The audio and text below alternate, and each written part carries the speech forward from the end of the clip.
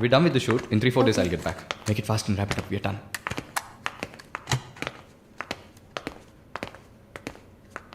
Okay, I'll call you. Bye. Bye. No. It's not possible. He's quite busy now.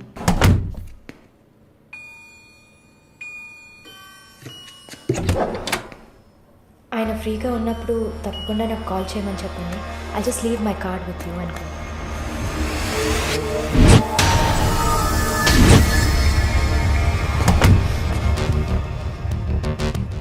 Malini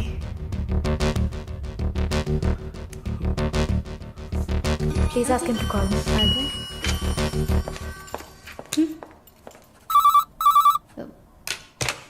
Yes, sir.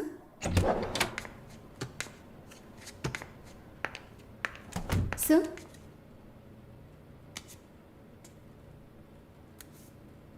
ప్రార్థన 1 minute. రమ్మని చెప్పండి నా ఇంటికి 9 o'clock. Okay, sir. Hello ఈ రాత్రికే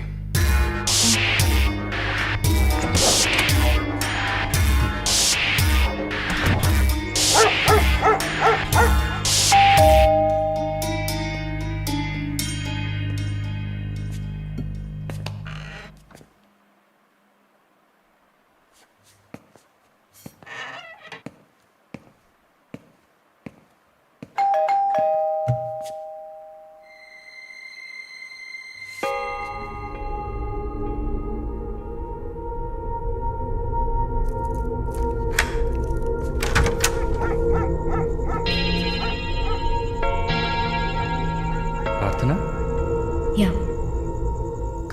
come in.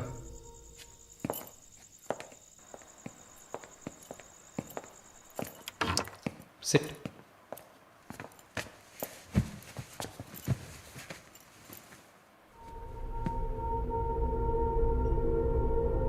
Would you like to have a glass of wine, Prarthana? Why not? Come over.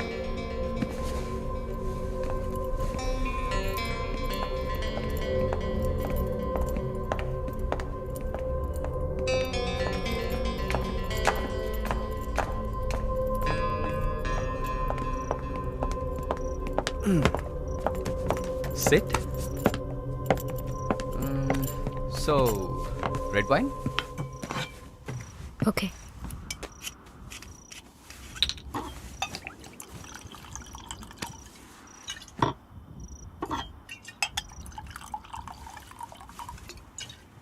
Here you go. Thank you.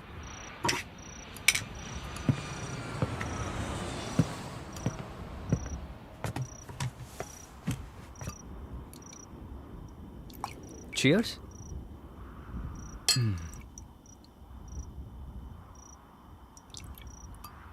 So, you're Prarthana, yeah? Yeah. Nice. రాత్రిపూట sunglasses పెట్టుకున్నారు? మీకేమన్నా కళ్ళ welcome back Narsamma. Malini గారు స్వాగతం.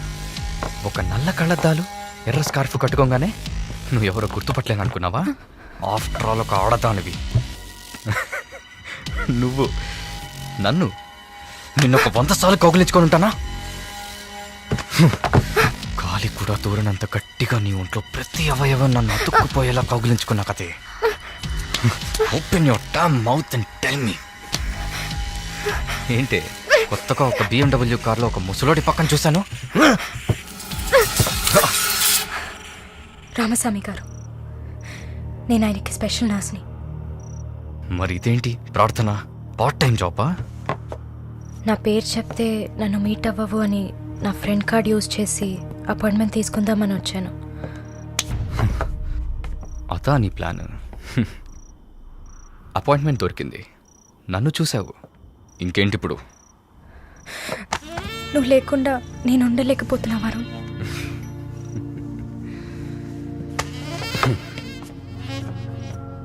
ఇది మాలిని అంటే.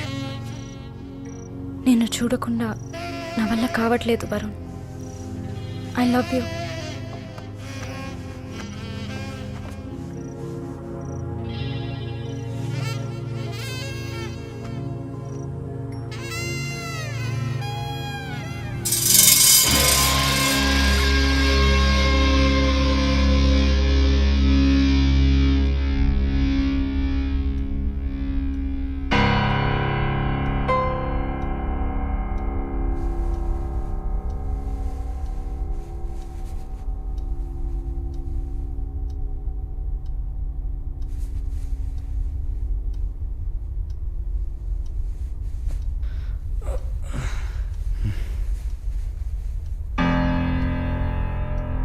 Good morning. Good afternoon Varun. ఇంత time అయిపోయిందా? Severe hangover. ఏం గుర్తులేదు. హ్యాంగ్ ఓవర్ కాదు, మత్తు. మత్తెక్కించావా? మత్తు ఎక్కాలనే మత్తెక్కించా. And what's that? నిన్న నువ్వు తాగిన చివరి విస్కీలో మత్తు మందు కలిపాను. నా మొహం చూసింది చాలు, నీ కాలు చేయి చూడు.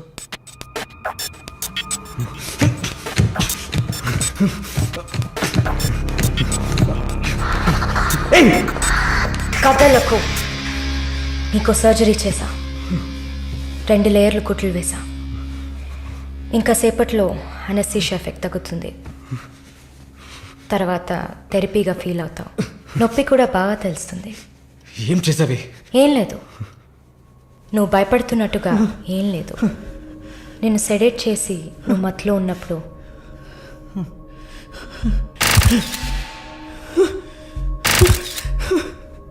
నీ పురుషాంగాన్ని కట్ చేసి తీసేసా.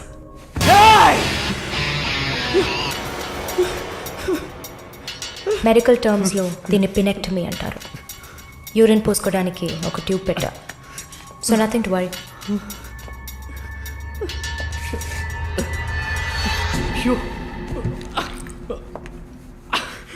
అసహ్యంగా ఉందా? ఎన్నిసార్లు రోడ్డు మీద ఆడవాళ్ళు ఉన్నారని కూడా చూడకుండా ఇక్కడ యూరిన్ పోయకండి అన్న బోర్డు మీదే పోసుంటావు. అది నీ అవసరం, ఇది కూడా నీకు అవసరమే. పిచ్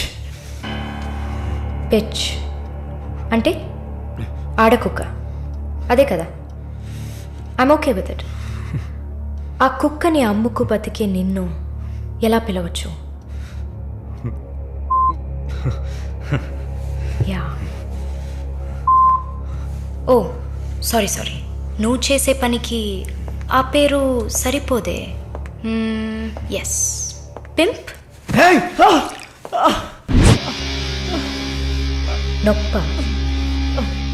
నొప్పిగానే ఉంటుంది. అసలు నొప్పి అంటే ఏంటో నువ్వు తెలుసుకోవాలి. నువ్వింతవరకు వ్యాపారం చేస్తూ అనుభవించిన సెక్స్ అది ఇంకా నీకు లేదు. మగాడ్ని అన్న పొగరుతో నువ్వు ఇంకా ఏ ఆడదాన్ని ముందు నిలబడలేవు. ఇదిగో యాంటీబయోటిక్, సెప్టిక్ కాకుండా ఉండడానికి. షుగర్ ఏం లేదు కదా? కోపం జీవితంలో మొదటిసారి ఏది మన చేతిలో లేకుండా పోతుంటే కోపం వస్తుంది. నన్ను చిత్రహింసలు పెట్టి చంపాలి, అంతే కదా? చచ, నువ్వు ప్రాణాలతో ఉండాలి. నీలాంటి వాళ్ళు అంత ప్రశాంతంగా చచ్చిపోతే ఎలా? నిన్ను చంపాలని అనుకుంటే ఈ కత్తితో కత్తిరించేదాన్ని కాదు, పొడిచి పారేసేదాన్ని. అరవకు, కుట్లు కదిలితే చాలా ప్రాబ్లం. ఒక మగాడు ఈ నొప్పిని కూడా భరించలేడు. ఓ అదే కత్తిరించేశాను కదా. నువ్వు కత్తిరించిన ఆరంగుళాలు లేదే మగతనం. అరేరే, నిన్ను ఇంకా మగాడినని చెప్పుకుంటున్నావా? నేను జైల్లోంచి బయటకు వచ్చాక నా జీవితం అర్థవంతంగా ఉండాలని తన ఆస్తిలో సగం నా పేరున రాసిచ్చారు చూడు విశ్వనాథన్ గారు. ఆయన మగాడంటే. నువ్వు ఎవరో తెలియకపోయినా ఒక ఆడదానికి న్యాయం జరగాలన్న ఆశయంతో నాకు అండగా ఉన్నారే రామస్వామి గారు, ఆయన మగాడంటే. ఇంతెందుకు, శాలిని చూసుకోవడానికి నేనున్నాను, మీరు దిగులు పడకండి అని ధైర్యం చెప్పాడే దీపక్, అతను మగాడంటే. వరుణ్ కార్తికేయ, భగవంతుడు ఈ ప్రపంచాన్ని సృష్టించినప్పుడు ముందు పురుషుడిని సృష్టించాడు. తర్వాత సృష్టించిన స్త్రీని గౌరవించి ప్రేమతో కాపాడే ఆ వర్గానికే మగాడని పేరు పెట్టాడు. నువ్వే పేరన్నా పెట్టుకోవే, నీ బెదిరింపులకి నేను భయపడను.